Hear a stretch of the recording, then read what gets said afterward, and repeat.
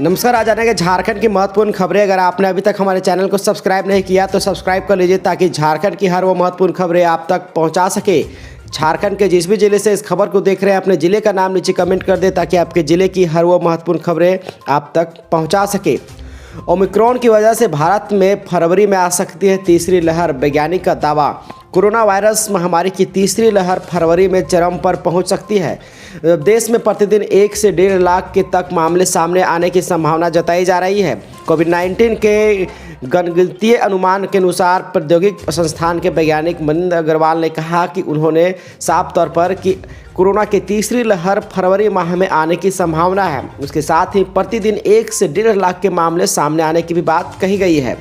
Corona के नए variant Omicron के डर से टीकाकरण केंद्रों पर वैक्सीन के लिए उमड़ने लगे हैं लोग। जिला प्रशासन व स्वास्थ्य विभाग के जागरूकता अभियान का असर दिख रहा है। कोरोना के नए वेरिएंट ओमिक्रॉन का भय अब एक बार फिर से दिखने लगा है। एक सप्ताह में वैक्सीन लेने वालों की संख्या अचानक बढ़ गई है। लोगों में वैक्सीन लेने की होड़ मची है। पहले से ज़्यादा दूसरे डोज के लिए सेंटर पर भीड़ उमड़ने लगा है। तो कहीं ना कहीं झारखंड के अलग अलग वैक्सीनेशन सेंटरों पर अब कोरोना के नए वेरिएंट ओमिक्रॉन को लेकर के भय दिख रहा है और लगातार लोग वैक्सीन लेने के लिए घर से निकल रहे हैं। विदेश से झारखंड आए 3 लोगों को रांची में 7 दिनों के लिए क्वारंटाइन किया गया। कोरोना के नए वेरिएंट ओमिक्रॉन से बचने के लिए स्वास्थ्य महकमा तैयारियों में जुट गया है। बाहर से आने वाले पर विशेष नज़र रखी जा रही है। अब तक 3 लोग विदेश से आए हैं। इनमें से संयुक्त अरब और अमृत और एक सऊदी अरब से आए हुए हैं। उपयुक्त तीनों लोगों को राजधानी रांची में ही 7 दिनों के लिए क्वारंटाइन कर दिया गया है। चतरा लौटने पर सभी का RT-PCR जाँच भी कराई जाएगी। रिपोर्ट आने तक सभी को होम आइसोलेट कर दिया गया। झारखंड में पंचायत चुनाव को लेकर के लगातार राजनीति गर्म हो रही है। पंचायत चुनाव को लेकर के भाजपा भी सरकार पर पूरी तरह से हमलावर है। ऐसे में पंचायत चुनाव को लेकर के आपकी क्या प्रतिक्रिया रहने वाली है, किस कमेंट के जरिए जरूर पहुंचाइएगा। झारखंड में इस साल पंचायत चुनाव होने के आसार नज़र नहीं आ रहे हैं। नवंबर का महीना बीतने के बाद दिसंबर महीने का पहला सप्ताह बीत चुका है। ऐसे में अगर पंचायत चुनाव की घोषणा हो जाती तो इस साल पंचायत चुनाव संपन्न हो पाता, लेकिन अब पंचायत चुनाव की घोषणा नहीं की गई है। साल 2020 में कोरोना की वजह से पंचायत चुनाव टाल दिया गया था। माना जा रहा था कि 2021 में पंचायत चुनाव कराया जाएगा, लेकिन अब इस पर भी उम्मीद खत्म होती दिख रही है। पंचायत चुनाव नहीं होने को लेकर के बीजेपी पूरी तरह से हेमंत सरकार पर हमलावर है। हाल ही में राज्य के निर्वाचन आयुक्त DK तिवारी ने अधिकारियों और जिला पंचायत पदाधिकारियों के साथ बैठक कर पंचायत चुनाव की तैयारियों की समीक्षा की थी। भाजपा पंचायत चुनाव के कराने को लेकर के मुद्दे पर हेमंत सरकार को लगातार घेरती आ रही है। हाल में ही भाजपा ने राज्य सरकार पर टाल मटोल करने का आरोप लगाया है। हाल में झारखंड प्रदेश भाजपा के प्रदेश पदाधिकारी जिला अध्यक्षों की बैठक में यह साफ तौर पर कहा गया कि झारखंड में भाजपा पंचायत चुनाव को लेकर के आंदोलन करेगी। पंचायत चुनाव की घोषणा अगर नहीं की जाती है तो ऐसे में भाजपा पूरी तरह से पंचायत स्तर पर झारखंड सरकार के खिलाफ आंदोलन करने वाली है। ऐसे में दीपक प्रकाश ने भी सरकार को लेकर के भाजपा चुनाव के लिए लगातार घेरा है। दीपक प्रकाश ने पेट्रोल पर वेट कम करने को लेकर के लगातार सरकार पर हमला किया है।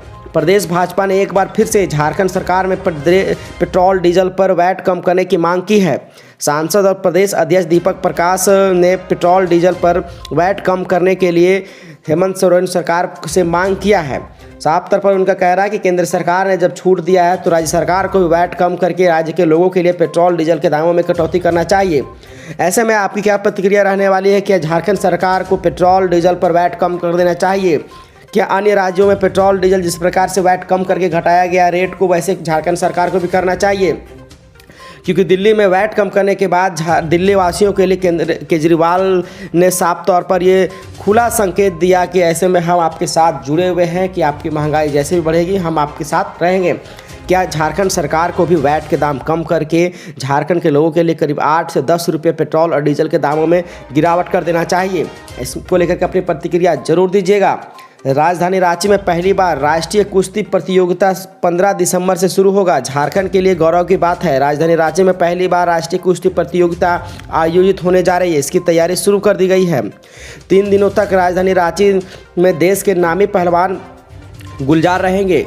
उनका खेल देखने के लिए अवसर मिल सकेगा। बताया गया कि राजधानी रांची स्थित खेलगांव का गणित इंडोर स्टेडियम में आयोजन प्रस्तावित है। 15, 16, 17 दिसंबर को यहां देश के पहलवान जुटने वाले हैं। यहां पहली बार 3 दिवसीय अंडर 15 आयु वर्ग के राष्ट्रीय कुश्ती प्रतियोगिता का आयोजन होने वाला है। इस प्रतियोगिता में इस आयु वर्ग के खिलाड़ी दांव आजमाते नजर आएंगे। यही नहीं, पदक जीतकर एशियन प्रतियोगिता के लिए क्वालिफाई होगा।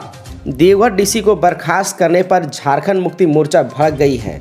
देवघर डीसी मंजूनाथ भजयंत्री को हटाए जाने के मसले पर झामुमो ने पंचायत चुनाव आयोग को नाराजगी जताई है। देश के न्याय व्यवस्था को हिलाकर रख देने वाला धनबाद के जज उत्तम आनंद के मौत के मामले में सीबीआई को कुछ सुराग मिले हैं। सीबीआई को उम्मीद है कि इस मामले को लेकर के दोनों आरोपी लखन वर्मा और राहुल वर्मा साजिशकर्ता के नाम जानते होंगे।